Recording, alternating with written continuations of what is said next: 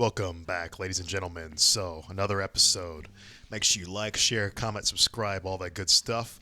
Check out Eigenbros.com, Eigenbros on Instagram, Eigenbros on Twitter. Mm-hmm. Eigenbros 2. I always get hung up on that. Eigenbros 2 on TikTok. Mm-hmm. Check out Patreon. Mm-hmm. Oh, first off, thank you, patrons. Thank you. I'm getting so ahead of myself. We're so ready to talk about I'm this. so scripted now. But no, thank you, patrons. We love you guys. Seriously. As always. We appreciate you. We probably should do something with the Patreon members again. Probably do another hangout soon. Yeah, something That'd be like cool. that. Yeah, if you guys got any suggestions, let us know.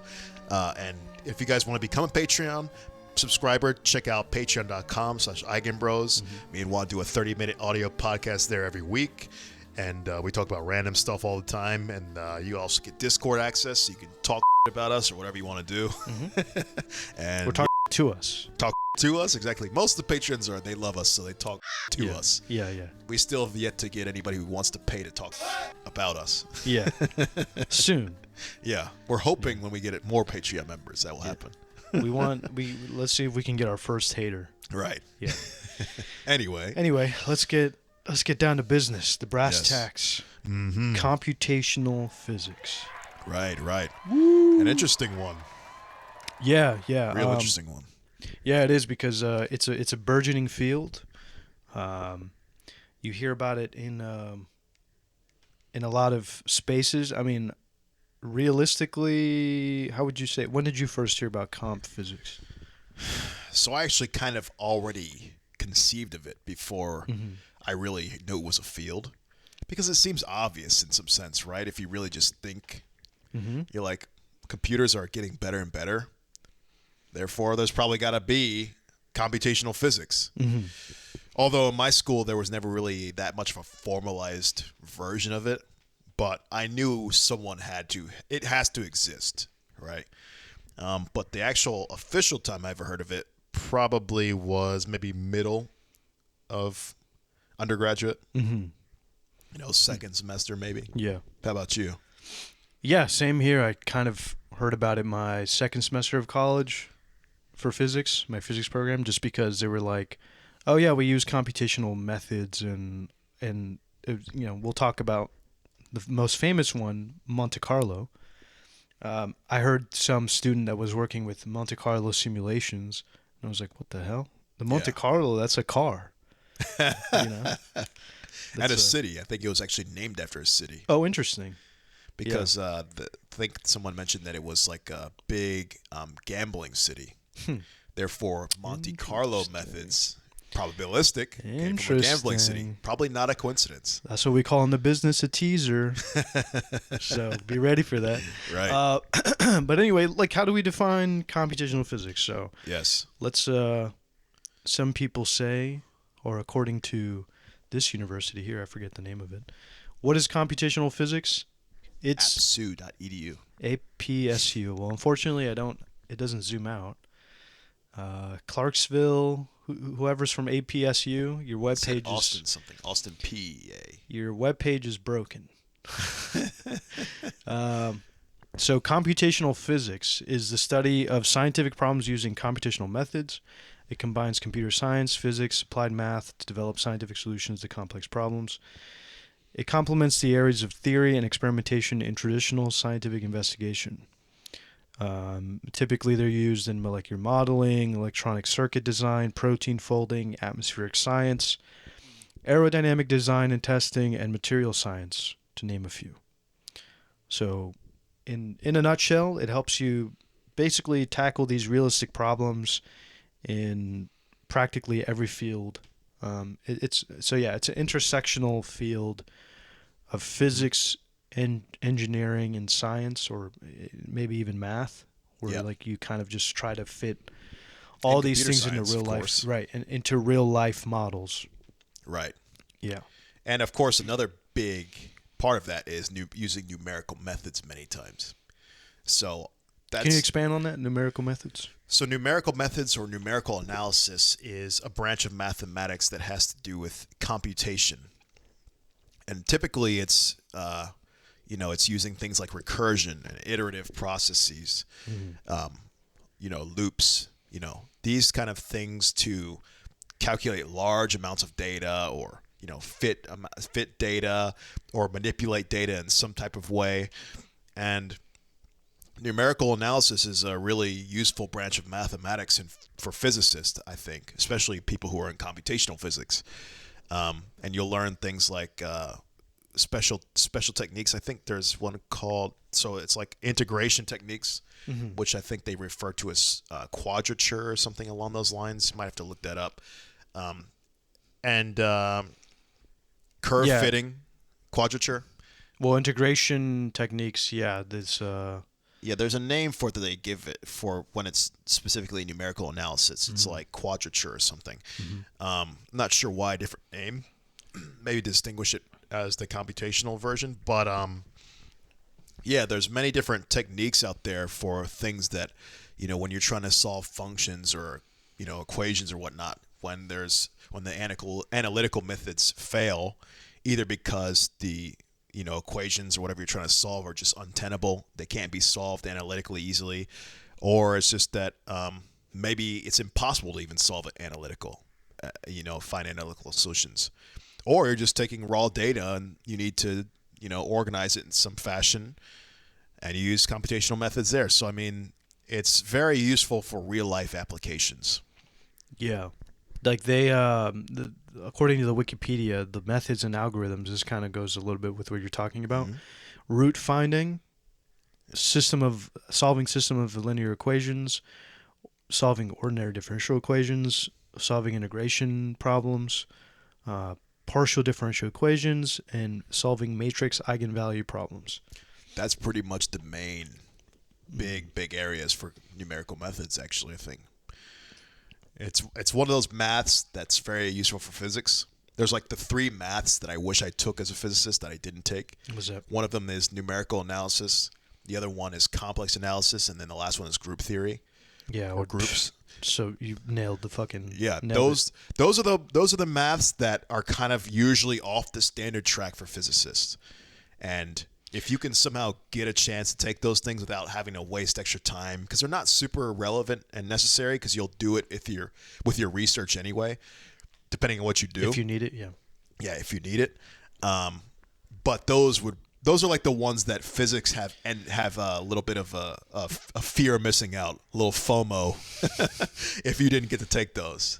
Yeah, because they're high level. That kind of separates you from the stock.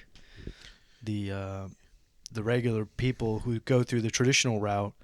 It just makes you stand out because it gives you a wider picture of physics. Right. Yeah. And it's incredibly useful a lot of times. Like you'll probably find some use for it at some point. And it'll just give you a little bit maybe even a slight advantage. But slight edge. It is not mandatory. You will know a little bit of numerical techniques on the standard track. You will know a little bit of complex analysis, and you also know a little bit of group theory stuff. But it's a touch and go for all those. Right. I would say the people that separate themselves learning these things are typically the quote unquote geniuses or professors that know this stuff, where it's like, damn, you guys put in the work to learn this ancillary stuff that, I mean, it doesn't really matter, like Terrence is saying. Most schools are probably not gonna tell you to do it because these classes are reserved for theory usually, right? But they're just out of the scope of what you typically need in the core track. Yeah. But numerical analysis, if you could get a chance to take it, incredibly useful, especially for the modern age of computers. Yeah. So.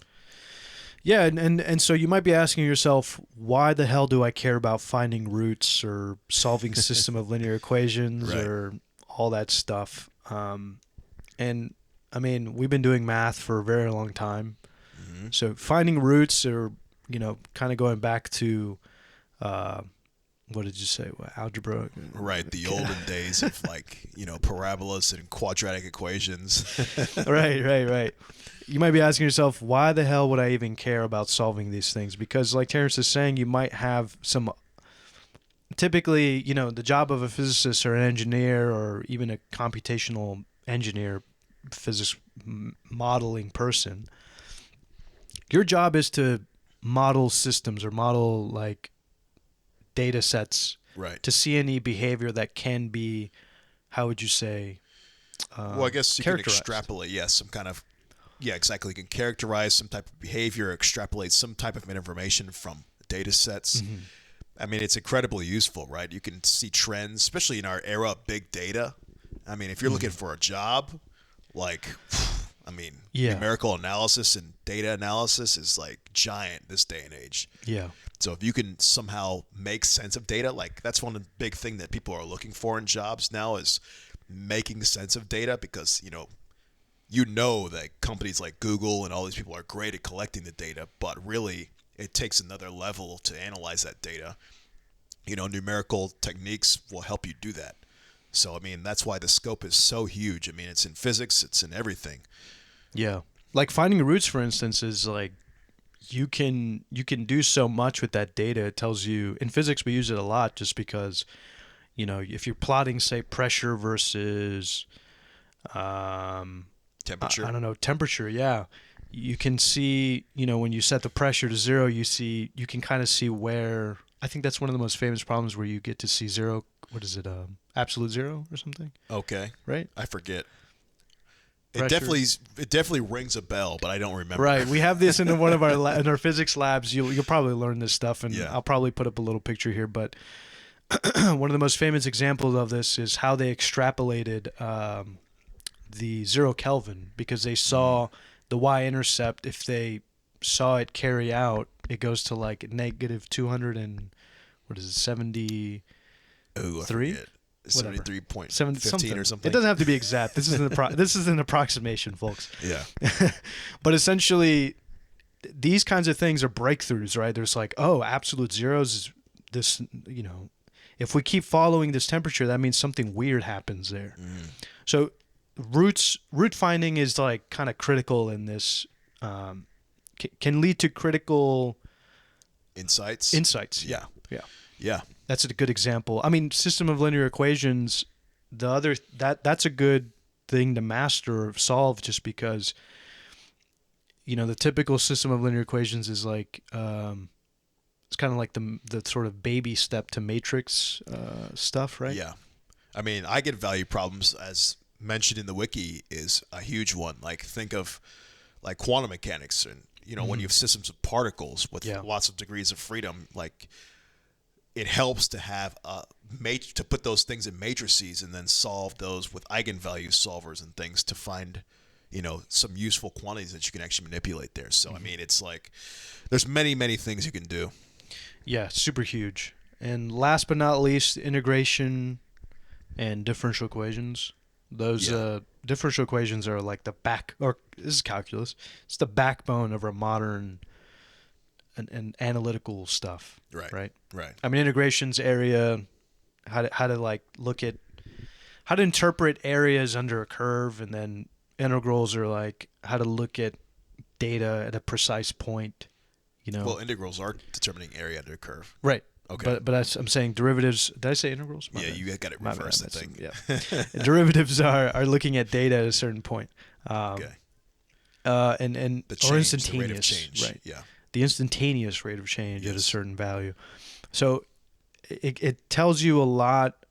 This is the backbone of like modern economics. Econometrics or whatever. It's very, very useful. And so if you're a computational physics person, you have all of these tools that humanity has built for analysis. Yeah. And I mean, once you go through the gambit, you'll be able to be like, okay, I can pretty much do anything. Right. Yeah. And I guess to just add on to that is that a lot of these things can be solved analytically, and we'll do these things analytically in physics class and whatnot. But one of the big separators here is that you can work with large data a lot of times. Thank you. Easier Yeah. with computational physics methods. So when you got a matrix that has, 5,000, Yeah. 5,000 Degrees by of freedom. 5,000 matrix, then that becomes really not the funnest thing to solve by hand, let's say. Yeah, it's not a simple 3x3 matrix where it's you just do a couple algorithms and then you're done. Yeah. So Well, Anyway. let's get into. I want to kind of talk about, what the standard textbook stuff covers in a computational physics course. So just to kind of give some people some insight on what the hell it's about, I'm looking at this book, Computational Methods for Physics, by Franklin at Reed College. They talk about programming, but they cover a lot of the stuff that we were just saying on the wiki: ordinary differential equations, root finding, partial differential equations, time-dependent problems, integration, Fourier transforms, harmonic oscillators. Fourier transforms is one I really wish I would have gotten to, honestly. What do you mean? Because, the discrete Fourier transform and fast Fourier transform, I didn't get to study them. I briefly glanced at them, but those are really useful things. I mean, that's like all modern, anything that has to do with waveforms. Really cool stuff, but I didn't really get enough time to explore it. Yeah, I don't really understand the theory, because in physics, as you will find, you kind of learn as you go. Most physicists have a learn as you go problem. Yeah. They'll just say here's the thing, here's how to use it, go for it. Yeah. But you don't really know, especially for Fourier transforms, you're kind of just given this, you're said, here's the variable that you want, here's how you transform it. You have this old variable, boom, you plug this in, and this you get the variable you want out, and you're like, what the hell? Well, we kind of get a little bit of insight with the Fourier series.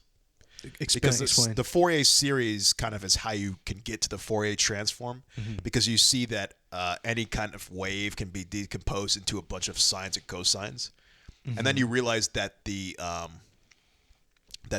coefficients, I believe, of those waves. Hold on, let me try to think exactly before I mess up. No, the coefficients, I think, of those waves have some tie to the Fourier transform, because it uses the orthogonality condition of trigonometric functions to either get you a 0 or a 1 answer to make the math clean. And that's where you invoke the integral. Oh, interesting. And I think that has something to do with the Fourier transform. But that's all I'm going to say for now. Put an asterisk on that because I forget now and I didn't go through it myself. Yeah. To recap. This is a lucid memory fact in your mind. Yeah, it's a floating memory that I did not even look up or corroborate. So it could be kind of wrong. But I think it's mostly right. Accurate. I would say mostly accurate. We'll go ahead and put a picture on here for the folks watching. But listeners, you can verify this yourself. But in any sense, Fourier transforms are kind of a funny thing, but they're an important analytical tool, as Terrence is saying. And harmonic oscillators, not surprised that it's on here. Yeah, of course. The harmonic oscillator will make its way into anything. And for those of you that don't know, and maybe you're a student, and you're like, "What is this? Why are you guys laughing?" Well, harmonic oscillators are memed in physics because, well, they show up everywhere. Everything is a harmonic oscillator. Everything, most. And that is to say that a lot of things in nature are periodic in motion. Right. So, and the only derivative that's equal to its integral is e to the x, which can always be decomposed into sines and cosines, which are essentially periodically oscillating motions. So the harmonic oscillator is everywhere. E to the x, the exponential Euler's constant to the x, is in everything in physics and math. Yeah, so there you go. So it's going to be appearing everywhere, and you're probably going to be dealing a lot with it, especially with natural data sets. I don't know how much of that is iterative in social problems or in human things like economics or data modeling of human behavior. I don't know how much of that is oscillatory, but maybe if you're trying to model, let's say you're an app company. Let's say a company in Silicon Valley is we want to make a targeted ad. We want to find the right algorithm where people in Texas are hungry so that we can send them the right ads when they're hungry. Okay. And we know humans follow a circadian rhythm. So they might look you to follow some personalized algorithm that's sort of periodic and stuff. Right. Of course, humans are not that simple usually, so I doubt it, but I see where you're going. Right, but you use approximations to kind of get you there. You can kind of say, well, like this person's phone says that they woke up at 2 p.m. Right. So most people eat within maybe an hour or two of waking up. Right. So it's like, okay, all right. Anyway, that's kind of you can kind of model harmonic behavior or periodic behavior given the techniques. Anyway, then we have matrix inversion. Matrix inversion is kind of a funny one. I don't know why they would include that in there. Well, these are all like analytical techniques that I know of, but I don't know how the computational part steps in with these ones. Well, matrix inversion is important, I would say, because you need to take the inverse of a matrix to get the determinant, which is one of the most important things. Determinant is huge. Yeah. Because mathematics is determined a lot of times by your determinant either equaling 0 or not equaling 0 a lot of times. Equaling 0 means that there is no inversion, or the matrix is not invertible a lot of times. Yeah, I'm surprised you remember that. I didn't remember. Well, just because you know that the 2 by 2 form is like AD minus BC, and if that's 0, it's 1 over 0, which is in indeterminate form. True. So it's a hack kind of. But oh, right. It looks as if your data set is even something that you can work with. It's even something you could do. Yeah. And the determinant is basically like this it can higher level version of the volume in some sense, right? Gotcha. You're finding like the net volume of something on some kind of space. So yeah, and it's used in a lot of applications, right? Has a lot of utility. Yeah. It's sometimes used to I can't remember if it's used to normalize values. Is it? I don't know. I Like can't scaling? think of anything right now. I'm trying to remember if something's coming to me about scaling with determinants, but who knows? I don't know. But the thing is with matrix inversion, I think the computational part comes in with that is there's computational techniques that you can use to solve the inverted, or you can solve the invertible parts of the entries or elements of the matrix using computational tools. I think. Yeah, and there's also, actually, I'm thinking about how to make something Hermitian. Because remember, how to make a matrix, if it's unitary, you're allowed to do certain operations on it. Yeah, I think that's what they call a symmetric matrix, I want to say. Yeah. I'm not sure. Probably. I know symmetric matrix is, the matrix is equal to its transpose. Right. Which is transpose is inverse. No. No? Transpose is not inverse. Transpose is just where the rows and columns are flipped. Gotcha. Right? Yeah. And then the stronger version of that would be Hermitian, where the rows and the columns are flipped plus the complex conjugate is taken. So it's a stronger version of symmetric. Gotcha. But I think a Hermitian matrix is a symmetric matrix as well, I want to say. Well, essentially, yeah, we use a lot of these techniques to help us solve these problems. We do it a lot in physics, and this is probably what makes computational physics so yeah, in case you appealing. can't tell, this podcast is going to be kind of a conceptually math heavy episode. Right. Hopefully it's not tuning out too many people, but I'm sure it will inevitably, because math always tunes out people. But it's an interesting subject for sure. It is. So we have other things that the book covers, the Eigenvalue problem, which we talked about. Iterative methods. Iterative methods are kind of a funny one. I think... So I kind of looked into it. If I remember correctly, it talks about basically like perturbations or like adiabatic approaches to things. And in physics, we kind of do this thing where what we say it's adiabatically expanded, where I don't know if I remember this correctly, but is when a change occurring within a system as a result of transfer of energy to or from the system in the form of work. So no heat is transferred. So so no heat is transferred. So yes, that does mean it has something to do with the loss of energy, because heat has to do with the loss of energy, right? Or am I fucking that up? Or is it just saying that heat isn't transferred? I don't get it. Yeah, no heat is transferred. It says for example, a rapid expansion or contraction of a gas is nearly adiabatic. Because no heat is transferred to the environment. I guess so, yeah. Okay, so I think it is kind of what I was thinking. I'm thinking of it in a thermodynamics context. But even that's a little bit. So I butchered it. I'm gonna have to cut that out. I'm about to insert some. I was thinking about something else. Yeah. But we do use adiabatic methods to kind of physicists. It's funny because physicists do learn a lot of these weird little ancillary math tricks. Concepts. Yeah. But iterative methods is a whole branch of like numerical methods essentially to kind of help you solve an approximation. Sure. Or approximation. And I mean the term iterate. It says it all in the name, really, Yeah. right? Because it's like you're using for loops or while loops or something like that to iterate a process to where you might converge on some value or something like that. Mm-hmm. Next one is minimization. Have no clue what that is. Oh, that's just like, minimizing a function. Think about it like taking the derivative and setting it equal to 0. That's a minimization. True. I didn't even think about that. Yeah. You're right. That's more of an optimization thing, right? Yeah. Yeah. Very useful, especially with you're trying to solve systems with whatchamacallit? Like if you're trying to model aerodynamic stuff, let's say you want to use the right amount of material or the optimal type of material for the object. We did this problem in calculus one time that I remember. It was like you have an aluminum can and here's the function. Okay. Approximate an aluminum can. What is the minimal amount of aluminum that you need?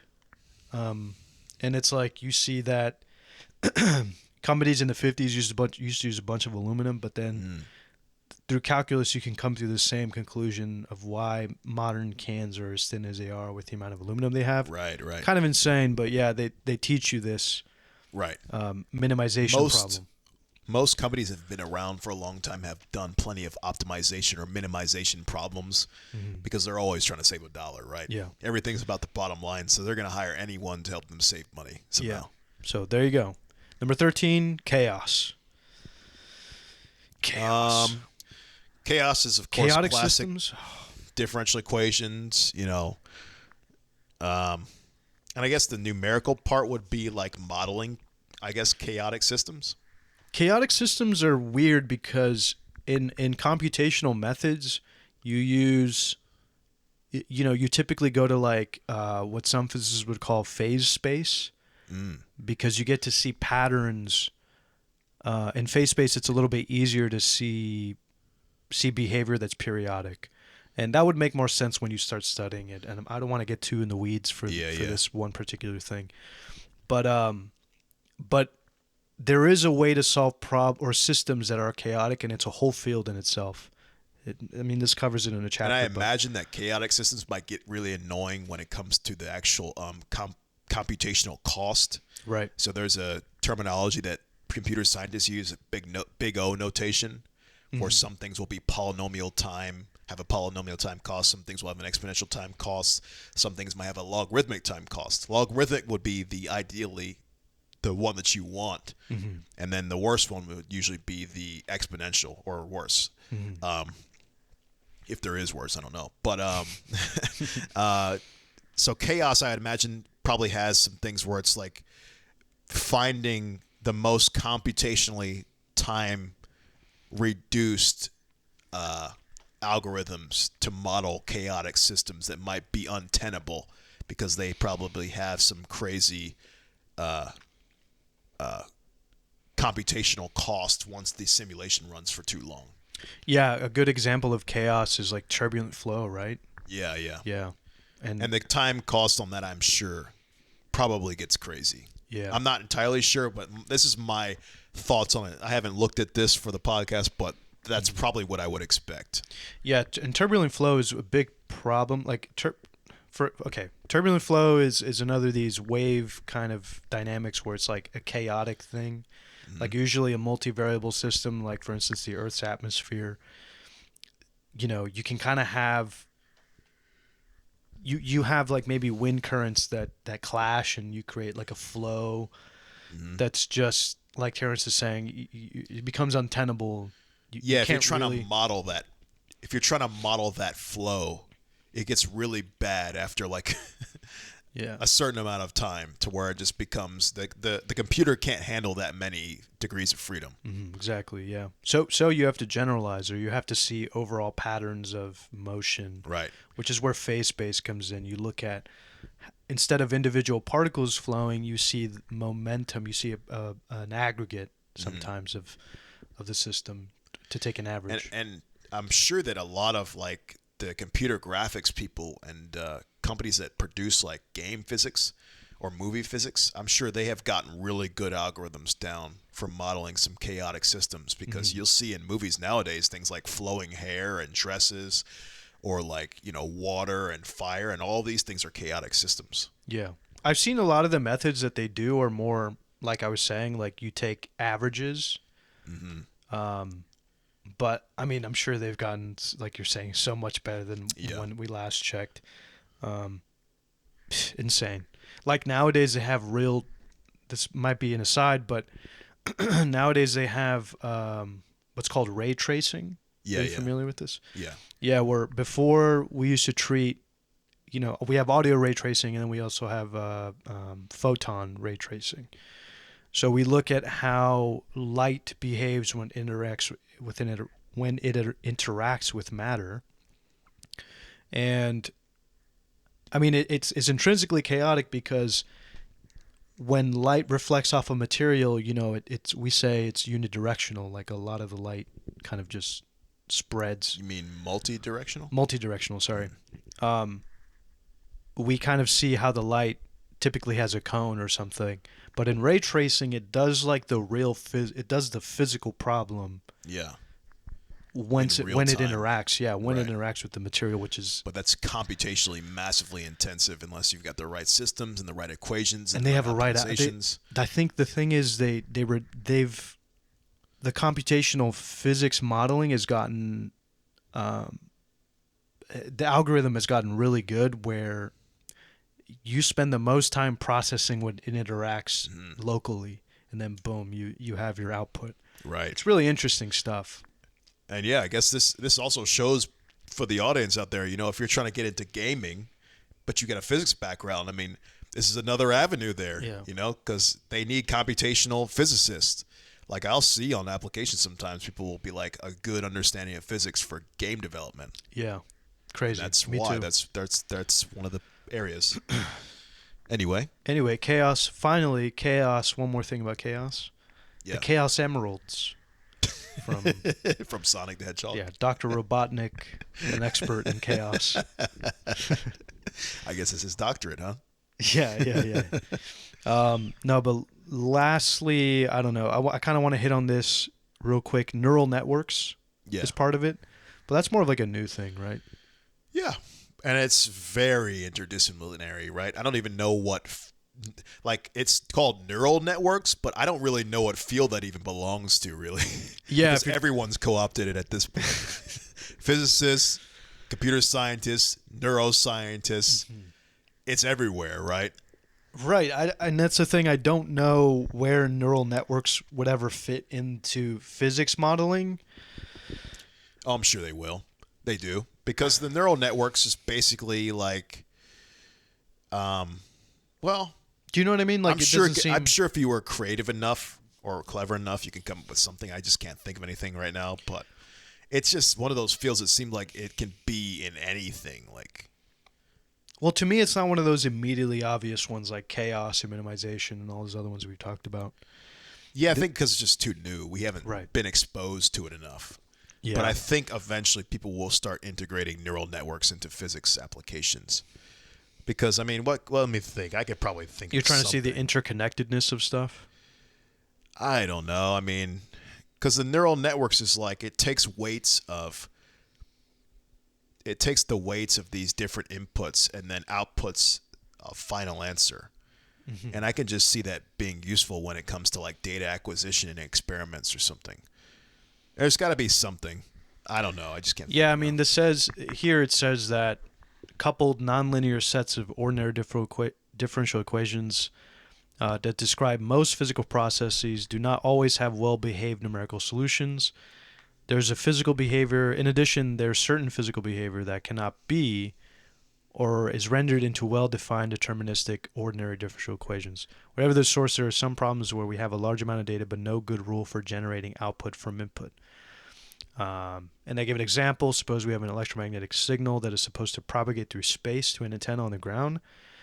But as the signal enters the Earth's atmosphere, things happen. The signal is scattered by the atmosphere, and the properties of the air that govern the scattering change as the light makes its way from the antenna to the Earth. Now there's nothing physically obscure about this process. But yet you can imagine that the particular model of the atmosphere plays a large role in taking us from the observed signal to the properties of the source. And it says that we could sidestep the model-dependent portion of the problem and simply estimate the signal given the measurement by comparing with previously observed data. Interesting. I guess so, just making more accurate models. And that's kind of where we go with computers, right? Mm-hmm. Just trying to get them closer and closer to how real life does it, right? Right. Because real life is chaotic and turbulent and all that. So it's like we're moving away from these really beautiful analytical models. Like from first principles or something. Right, yeah. Right. Like those are great and awesome because they show you the ideal state. But in real life, you start to get real powerful once you can deal with all these chaotic, turbulent systems in the real world. Like think of like SpaceX. Mm-hmm. One of the major reasons why it was impossible to have reusable rockets was because when the rocket's trying to re-land, or it has to be able to adjust in real time to the weird wind conditions and how it falls to the Earth in real time. Yeah. So that's all computational. Interesting. So it has to have all these sensors really fine-tuned to taking in all this data and manipulating itself to be upright this whole time so it can actually land properly. Okay, so the neural networks kind of integrate other data into the model. Yeah, right? To make it stronger, I guess, right. and to have better real-time responsiveness. So Interesting. Neural networks and all these things are definitely going to be more and more useful as time goes on. So, okay, I see the utility now. It's like refining. It's for model refining. Right. Gotcha. Yeah. Well, the last one is something called, in this book, it's called Galerkin Methods. And I mean, it must be important if it's given a whole chapter. Right. So I kind of want to talk about it briefly, but I can't even speculate on that. Galerkin. Who the F is that? It says there's a new way to solve nonlinear initial value problems using a class of techniques called Galerkin Methods. It requires a set of grids, and so Galerkin methods are grid free. What the Should fuck? we even try to attempt this? We shouldn't even try to attempt it. Just letting you guys know there's such a thing as Galerkin methods out there. So maybe that's chapter 15, so that must mean that you really got to be out there to be getting to that. But so while you're lurking, look up Galerkin. Galerkin. Yeah, exactly. That was stupid. That's good. I like it. But I do want to spend time on the one thing that is the most famous model or method out there. Right, let's get to it. The Monte Carlo method. While everybody's falling asleep. Yeah. So you got the overview, but now here we want to zoom in on Monte Carlo, the most famous one that you've probably have heard of time and time again. Right. So this is a famous algorithm or method in computational physics that basically has this relationship between probability and area. It's very nice. It's one of the first computational physics methods I ever did in school. I did it in a lab class with one of my instructors in like probably a modern physics lab or something. Mm-hmm. And it's really cool because it basically is pretty simple. You just run some kind of simulation where you just randomly place dots on a particular area, and you do it within the space of a total area that's well known. And then once you've taken that out to a certain number of values, you can say, oh, what's the number of values that landed inside of the area I want to compute the area, or what's the number of dots, let's say if you're looking at it like a dartboard, that landed inside the area I'm trying to compute versus the total area, and then you can set that equal to the probabilities. Mm-hmm. So the probability, or the number of counts, I guess, that landed in over the total number of counts equal to the partial area over the total area. Right. And then you just manipulate that and you can solve what you want, which is typically the area that you're interested in computing. Right. Yeah. It's a super powerful method, and there's a reason why we use it the most, or probably it's the most famous, I would say. You can see it. I mean, there's a little article you have here, I think, or maybe not. But maybe we can pull up this video of saying why the Monte Carlo is so important. Simulations, a type of simulation that I really enjoy because it's a super simple concept and it still allows to solve incredibly complex problems. So after watching this video, you will know exactly what Monte Carlo simulations are and what types of problems you can solve with them. So what are Monte Carlo simulations? Well, the name Monte Carlo actually refers to the city in Monaco, which is known for its casinos and gambling. And in the context of simulations, Monte Carlo is basically used as a synonym for randomness, like the randomness in gambling. So Monte Carlo simulations are simulations evolving randomly. And this might seem counterintuitive at first, because how can something useful come out of a randomly evolving simulation? But we will see why randomness can be actually very useful in a simulation in just a moment. So let's take a look at the first example. In the simulation, we have a sort of marble dropping device that moves around randomly above this rectangular table and drops marbles. And on the table there are two bowls, one with a square cross-section and one with a circular cross-section. And each of these bowls is placed on some sort of scale, which displays how many marbles are in each bowl at this time. And if we let the simulation evolve for a while, and then divide the number of marbles in the circular bowl by the number of marbles in the square bowl, the result happens to be roughly pi. Without any advanced math knowledge, simply by randomly dropping marbles into two bowls, we can estimate pi. Okay, so let's unpack what happened in this simple example of a Monte Carlo simulation. When we drop a marble in a uniformly random location, then the probability for this marble to end up in one of the bowls is proportional to the bowl's cross-section area. And if we repeat this process over and over again, then also the number of marbles ending up in this bowl will be proportional to the bowl's cross-section area. The area of the square bowl in this example is its edge length a squared, and the area of the circular bowl is pi times a squared. And that's how we get pi as the fraction of the two areas, and consequently as the fraction of marbles in each bowl. So in this example of a Monte Carlo simulation, we essentially determine an area by taking random samples. With each random sample, we probe whether this specific location is inside or outside of some area. And by taking enough samples, we get a good idea of how big an area is. Yeah. Cool.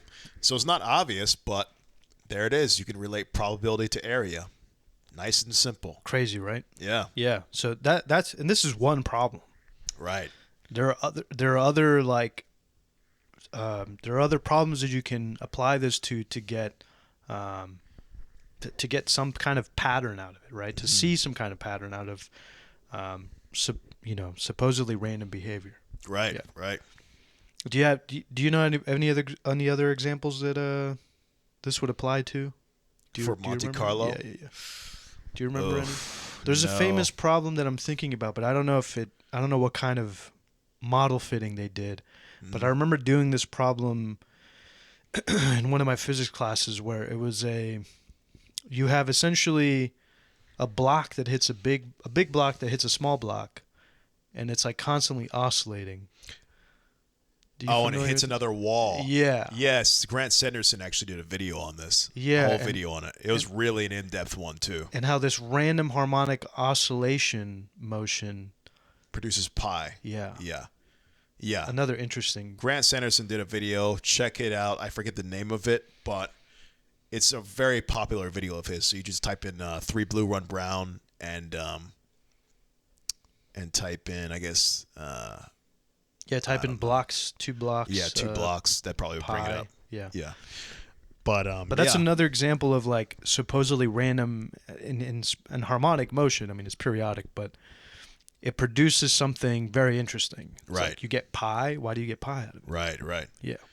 Yeah, Grant's video does a really good job of explaining why as well. And you wouldn't see this unless you take a number of iterations. So in my physics class, we ended up doing this we developed an algorithm, and like when you take it, you see it approaching a finite value the more iterations you go. So like the higher the iterations, like maybe 10,000 or something, the closer you approach pi. You wouldn't be able to tell if you took maybe 1 or 2, 3, how would you say, finite calculations of this block hitting this other block. You don't see the repeating pattern until you take a number of iterative steps. Yeah. Yeah. And it just shows, and of course with probabilities, the more iterations you take, the more accurate you get. So your precision increases more and more. And that's actually kind of a cool method. Like that's like it's almost like, oh, how did they calculate these crazy quantities back in the days of like Greek times and all this stuff? Yeah. And we've got these amazing methods now. This is higher level mathematics and stuff, but you can actually get extremely accurate values of pi by doing these clever little tricks like the Monte Carlo method. Yeah. And you could probably calculate pi to some insane accuracy just by doing this enough times, Yeah. There's also, I mean, it could have been, this is my conspiracy corner, but the Greek, what is that Greek ancient gear that they found? Oh, the Antikythera. Yeah. Where they actually did a 3D model recently, and they were able to see all the individual gears. And they were like, it's insane. I mean, people were like, it's insane that they invented this because, for one, it's well preserved for a gear. And it's like, they're trying to see how the hell. To me, it's kind of funny because I'm like, they proposed that they used it as a sort of calculator. That's for like navigation or something. Well, yeah, for navigating the. It's also an astronomical thing, I guess is what you mean by navigation. Yeah. So, but they were also using it to help figure out their calendars or something like that. Just from the stones that were attached to it, they kind of tell what it was used for. They say that it was used to kind of check their calculations with the stars or whatever. I guess to kind of match their observed calculations. So in some ways, it was a rudimentary computational device, which is very complicated. Huh?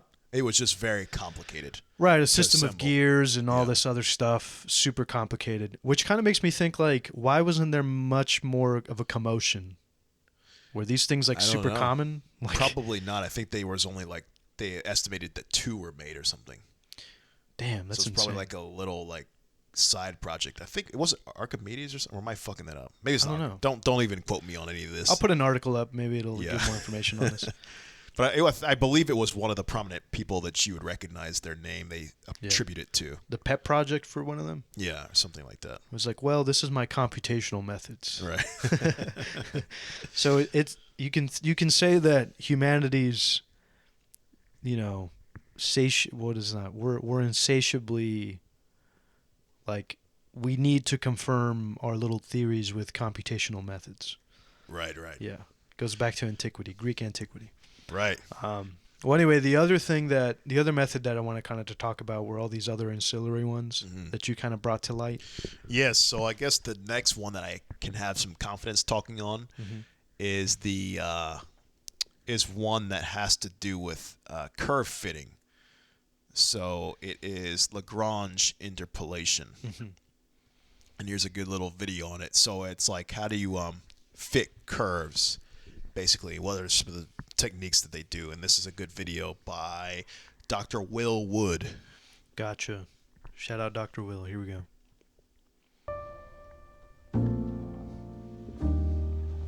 Suppose you want to approximate some function, but you're only given its value at a finite set of points we call nodes. Lagrange interpolation is able to produce a polynomial which goes through all the points. It does this by first creating a set of polynomials, each associated with a particular node, and they're made in such a way that the first polynomial, L0, is equal to 1 at the first node and 0 at all the others. The second polynomial, L sub 1, is equal to 1 at the second node and 0 at all the others. And this pattern continues for all these so-called Lagrange polynomials, because each Lagrange polynomial only contributes to its own node. We can then just multiply each one by the y value it should have and then add them all together.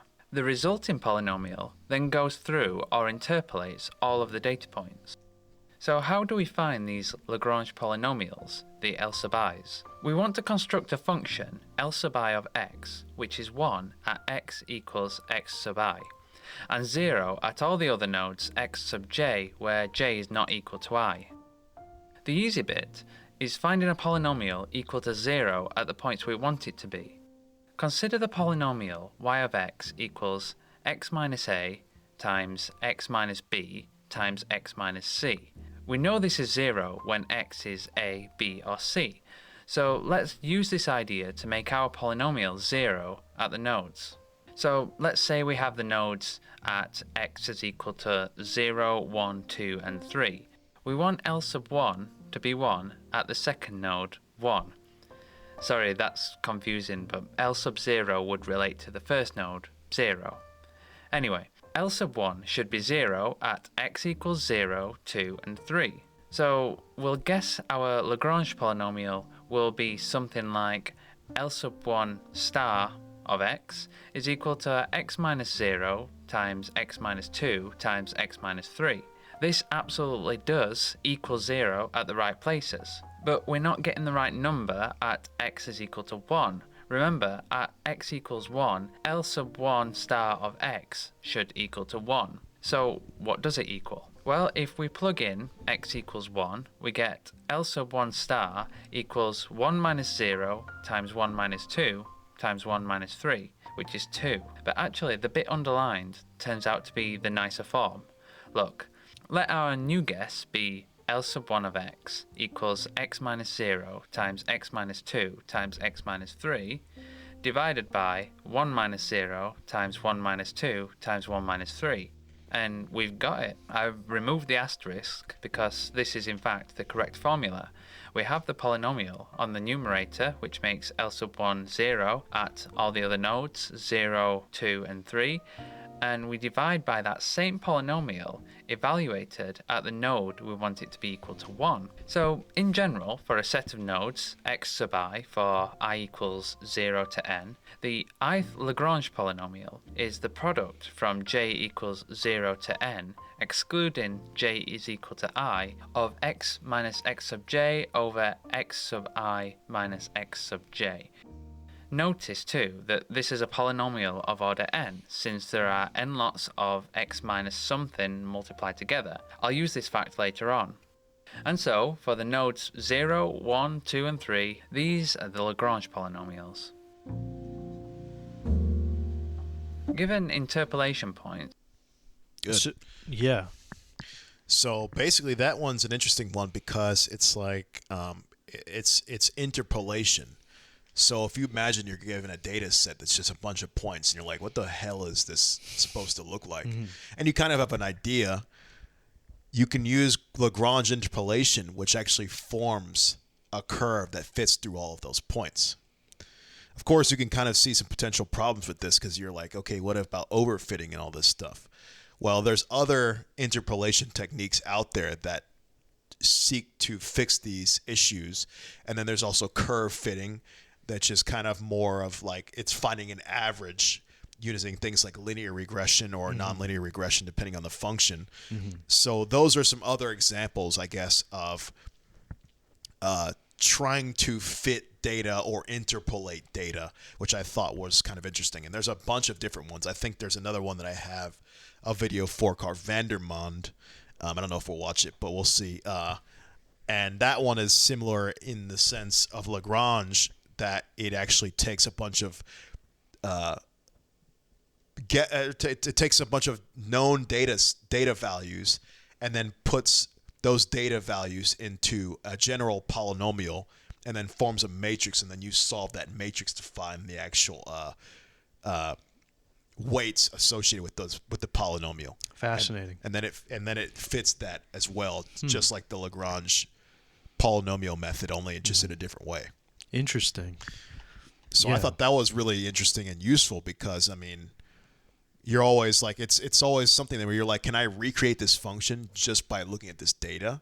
And I mean, you do a lot of that in all types of science, not just physics, right? You just, you and I have spent time in the lab, like trying to fit data and put curves through origin, trying to see what curve matches up the nicest. Yeah. And sometimes you'll get these crazy looking number curves that just like these wild answers. Yeah. Like if you're lucky, I mean, we both worked with semiconducting materials, so like you have like an ohmic response, which is a linear response. So it's easy to fit curves to that. Right. You're just like y equals mx plus b. Right. But then when you start getting nonlinear, you get all these crazy Oscillations and all Yeah. that stuff. Yeah. Exactly. And you're like, is this e to the x? Is this polynomial? Like, what the fuck is this? And it starts to get a lot less clear. Yeah. Usually if you have an analytical function you're trying to work towards, that's a little easier, but sometimes you don't even have that. And you're just trying to figure out what that function even is. Yep. So this is one of these techniques that lies within that realm of Yeah. interpolation. Yeah. Interpolation is a funny one to kind of like think about, because to me, when I think of interpolation, I always thought about how like televisions interpolate. Yeah. So like, your modern TVs aren't really interpolated anymore. They don't interpolate images as much. The modern TVs are all progressive scan. So meaning that the frames are, do they still interpolate actually? I'm kind of wondering. I thought the new ones do interpolate more. Because when I would play Guitar Hero on the new TVs, it would say like, oh, can you like play along with it first since you had to calibrate the TV? Yeah. And it would be all fucked up on the HD TVs. Right. And I think that's because they interpolate frames. With the Right. old ones, I think they didn't interpolate frames. So it was easier to play Guitar Hero on those. Right. You So didn't have to calibrate as much. a good example of this is, cathode ray tube TVs where progressive scanning, meaning that like when the electrons hit the cathode, the electrons from the cathode ray tubes would hit the screen. Yeah. It's pretty much like there's no, how would you say, processing involved. That's a real Yeah. image. It's just a straight up, that's what it is. Yeah, real image. So, but in modern TVs, it's like liquid crystal display. So like each of those diodes display a certain color to create a whole image. But the image itself, the TV has to integrate all that, I believe. Yeah, I'm right? not sure exactly how it's done, so I can't really speak with any authority, Yeah, but I'm pretty sure they add frames on the HD ones. Yeah, which is why also, if you 'cause remember... they flicker, right? They turn the TV. I mean, On and off. it's like it's imperceptible to us, but yeah. the TV does turn on and off, like, or the power. Damn, how do I say this? But the thing is, like, I'm pretty sure it's the HD TVs that do it, because I remember even the first time my parents got a really high definition TV, there was this weird effect where I was used to seeing everything in 24 frames per second, and then it bumped up to like, what was it, like 60 or 120 or something? Yeah, 120. When you would look at old shows and whatnot, they all looked like soap operas. Gotcha, yeah. And you're like, why does this look so off? It looks weird. And that was because we weren't used to seeing the frame rate like that. So even those old 24 hertz films and whatnot, they were bumped up to those higher frame rates, which is why they looked weird. Oh, they interpolated. They looked like soap operas, because I think soap operas used a different frame rate than normal, like cinematic frame rates. The 24, I think, is the frames per second for that. So that's why. It's because it's interpolating those frames automatically. Right. So the TV. So in essence, the TV is trying to. What would you say? It's trying to smooth out the motion. Right. And we see this with with like what is it called? The face mapping software stuff. Yeah, what is it called? Fake Augmented reality? What is it? Fake something. Fake. It's like something. fake. They put fake Oh, faces. deep fake. Deep fakes. Yeah, thank you. yeah. Yeah, they interpolate people's faces on that, or they graph people's faces on something, and so that does. It's also an iterative process because the I don't know computer. if that's interpolation though. Well, because the face has to. You have to kind of look at the angles and the lighting, and it has to integrate that. Oh, so the maybe image. it does. So you're saying like from one frame to another, it has to add that smoothness, so Yeah. it might add a frame in or something. It has to integrate the. It has to integrate all of that to represent what a real face would look like, or what it thinks a real face looks like. And that makes sense because it's like you're taking the average of those two images, and then you get that next frame in between because it's like that transition of that lighting. It looks more unnatural sometimes if the lighting is if it changes too sharply, so it has to interpolate by adding in that extra frame by compensating for the lighting and the angle of the face change. Yeah, so I'm sure it probably does do that. You're probably right. Yeah, have you seen those really good deepfakes where it's like the interpolation methods are like they look fluid? Oh yeah, and the people look. I've seen some scary ones. You're Yeah. like, holy shit! Like that literally looks like the person with Yeah. no. Like they find the perfect body type where the person has the same looking body. And it's like the face has all the right lighting and everything. Like those are really good. Yeah, and I mean this is a technique that they're probably going to be using to develop that kind of software to. Oh yeah. To like, I mean, they've already kind of used it to bring back Carrie Fisher in the Star Wars movies. Yeah. And they do this with, I mean, they did this badly or comically bad in the new Star Wars, The Mandalorian. Spoiler alert. No, they didn't use it then. They didn't use the deepfake. They used CGI for Luke. Oh, okay, thank you. That's was what they CGI. should have done. They should have used a deepfake because I saw the. You showed me the deepfake. Yeah, the deepfake Gotcha. looks way better. That's the fan-made one. So somebody companies need to understand. I don't think they are aware of the technology because they spent all this time and money doing the CGI when sometimes the deep fake is actually easier, right? Because you're just putting the computer to actually do the work for you. When they should have just done the deep fake and it actually captured a much better image. So I think that will be what people start to migrate towards in the future for cinema as well. Right, because CGI, for those of you folks that don't know, I think I did rudimentary CGI stuff in my high school, one of my high school classes. It was a whole semester project, but you had to do an animation sequence. You have to animate every fucking if it matches with and so like sometimes you can do the face mapping stuff where you take real data and then map it onto the CGI and it like does that. Well, that's what like all the modern like Family Guy, American Dad, they do that where they have the 3D characters and then they just move those animated characters to do what they want, and you can pump out episodes and things a lot quicker that way. Gotcha. Well, I'm saying like for like that's like 2-dimensional, but I'm saying like CGI characters. Yeah, they have the illusion of being 2-dimensional. Oh, but they're actually 3D modeled. Oh, like Simpsons does the same thing.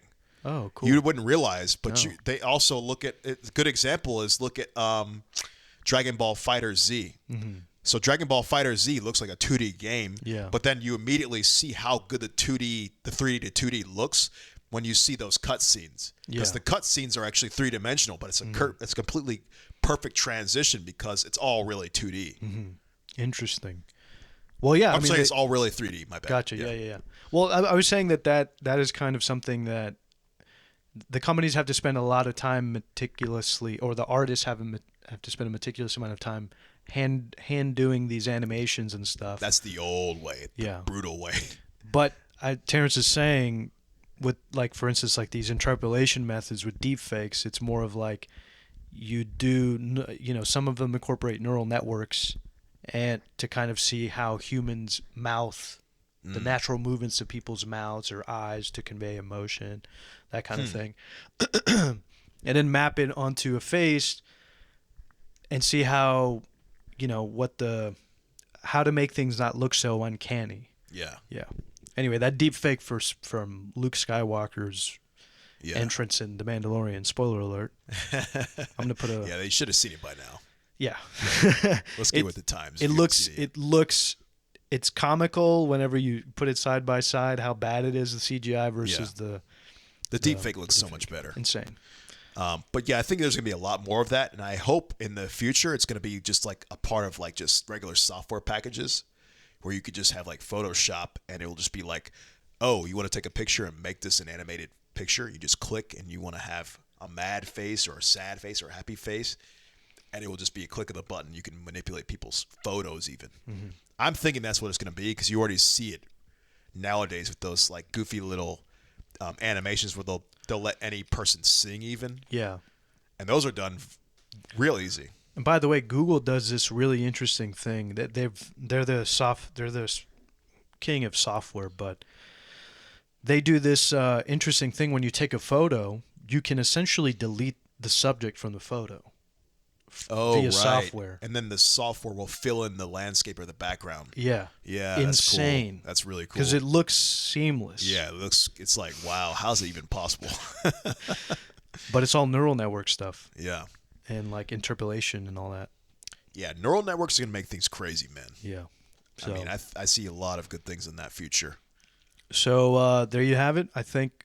Do you have any other? Oh, we're at an hour. Yeah. Do you have any other methods that you kind of wanted to give a shout out for? I got the one I wanted. Those are kind of. Yeah, I think I'm happy with that. Because the other ones I had, I'm a little bit less confident to speak on. Yeah, I mean, just a shout out to Chebyshev approximations. Yeah, I wanted to talk about Chebyshev for approximating functions because it's related to Taylor series, and it's a better version of approximating the Taylor series because I think it takes less computational time and it models functions more with less error. Mm-hmm. So it's like I wanted to show, I guess, an optimized version of like you would think like if you want to compute like a function using Taylor series, that's like the kind of the first thought because it's a polynomial that can be broken down and computed easily, like on a calculator, let's say, and you can take less computations because you're not actually computing like all the values. Mm-hmm. But then the Chebyshev is an even better version of that. Interesting. Shout out to Vandermonde. Yeah, Vandermonde is related to the interpolation, like the Lagrange polynomial interpolation we just talked about. Mm-hmm. Vandermonde is the kind of the conceptually simpler version in one of the first versions, I believe, and it shows it uses a matrix to actually find the weights of the function, and then we have the nonlinear squares. So I wanted to find nonlinear least squares was a method for regression. So it's like when you want to fit a function. Nonlinear regression or nonlinear least squares is a method to actually fitting a plot onto data where you can choose the degree in which you want to model it, and then you can actually fit that data to whatever you have. Like so the Vandermonde and the Chebyshev? And the one I talked about, the Lagrange polynomial method, they kind of assume that the data points you have are definitely going to be on your curve. Mm-hmm. Right? But you can see the problem with that because sometimes your data is fucked up when you get it in the lab. Like it could be off. You could have outliers. You can and have things. disjunctions and stuff. Right. So you want to have curve fitting as well that can like approximate curves because you can see a bunch of splotches on a graph and you can be like, oh, I see what that's supposed to be. But if you use the Lagrange or the Vandermonde, then it might be like overfitting where you have this crazy looking curve of like degree like 50 or something. Right. But this is like the curve fitting is, for instance, is when you might not have completely reliable data points. Right. And that's what you would use like nonlinear least squares for. If you have like an exponential function, let's say, where your data is exponential, but you just need to fit a curve to all those exponential data points. Mm-hmm. And you know it's an e to the x function. You just don't know exactly what kind of e to the x function it is. True. And that's there that. You have it. I mean, those are the analytical methods. I mean, the computational physics is also. Well, no, those are computational. Right. But I'm saying there are also some people kind of put like astrophysics has a lot of computational stuff too. Okay. But it's more like the models that they use are more. How would you say? I don't know about the methods they use. They probably have their own basket of Yeah, that's models kind that of they out use. of my wheelhouse. Me too, I'm but pretty shitty at astronomy. I don't know Yeah, the that only much. person that I know that does astrophysics computational stuff. Yeah, they fit their own. They have their own kind of simulations Yeah. and methods. And they can get wild data points. 'Cause, I mean, they'll be like, "Oh, my answer is like 800,000 plus or minus 1,000,000," and that's considered a good answer, you know. Like, Yeah. think about like the Drake equation is a classic example, I guess. 'Cause Right. it's like a Drake equation is for trying to figure out how many sentient, or no, I don't even know How many sentient, planets, like how many how stars many. or galaxies. It's supposed to be a computation to see how common is life, I believe. And the answers that you can get from that are just so wildly different, right? Because it's all assuming these particular values that you have. Mm-hmm.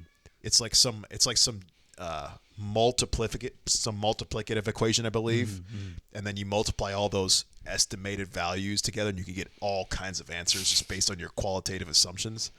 And sometimes astronomy could get like that. That's probably a far out example because that's really unknown. Yeah.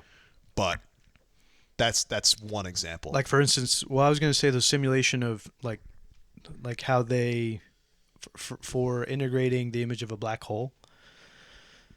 Okay. Because they did simulations for that, and I can't imagine the kind of computational modeling that Oh, went right. into that. I can't even imagine Oh, right. because you have to Yeah. put in those like the system of equations for the Ricci tensor stuff. Right, right. Oof, But at least that's those have ugly. analytical solutions, I think, in I some see. sense, Yeah. which is nicer. Yeah. I'm not sure, but I'm sure there's some chaotic parts to a black hole. But you know, the Schwarzschild metric is a thing, and Right. you know, we do have Einstein's fields equations, so it should have some analyticity. How do you say Yeah. it? I guess so. Yeah. Yeah, good so way. maybe it's not as bad as you'd think. Maybe if you're trying to recreate the one that there was on Interstellar, it might be. Right. That's what I was Yeah. thinking. Yeah. Yeah. That was some legit shit right there. Yeah, and if you've seen the Celestial movie, for Marvel's The Celestials, they have this like Oh, the Eternals? oh sorry the Internals yeah. They have this spoiler alert. They have this image of this really cool sequence towards the end where you see a black hole. It's really cool. It's Sweet. It's kind of cool. Maybe I should watch it now. But I mean, just for the end sequence, I don't know. It's I'll kind of watch a whole movie just for a cool physics part. well, it's really cool at the end. It's probably my favorite part of the movie. Pretty telling, isn't Yeah. it? But But you know I liked X-Men Apocalypse just for that one scene with Quicksilver. Oh, I'll true. watch an entire movie just for one part that I like. Gotcha. Yeah, it's really. I mean, it's just really cool. The way it gives you a sense of scale is really cool. I really appreciated it. But anyway, yeah. I mean, I'm pretty sure. Hopefully, you have a good sense of what computational physics is at the end of this. We're kind of giving you an as-is thing. I mean, maybe. Do we know any computational physics people? I know of a professor. Yeah, I'm trying to think, That's it. but I don't know. As opposed to students, I don't know. I can't really think of many. No, Yeah. I don't know any student computational physicists. I mean, theorists use computational techniques, programming. Yeah, I know a guy, but he's in condensed matter, and it's not really a marriage. It's like Yeah, just yeah. a He use- hops on every now and then. Right. Yeah. But anyway, hopefully you folks found this elucidating or interesting. Yes, hopefully the audio listeners did as well. True. I was a little bit concerned for them on this one, but I hope we kept it reasonable enough. Yeah. Well, anyways, don't forget to like, share, comment, subscribe. Check out Eigenbros.com, Eigenbros on Instagram, Eigenbros on Twitter, Eigenbros2 on TikTok, and then Patreon is patreon.com/Eigenbros. Thank you once again, patrons. Thank you. And yeah, if you guys want to check out me and one 30-minute audio podcast air every week, $1, that's all it is. Yep. So check it out, guys. And with that, thank you. See you later. Adios. Bye-bye.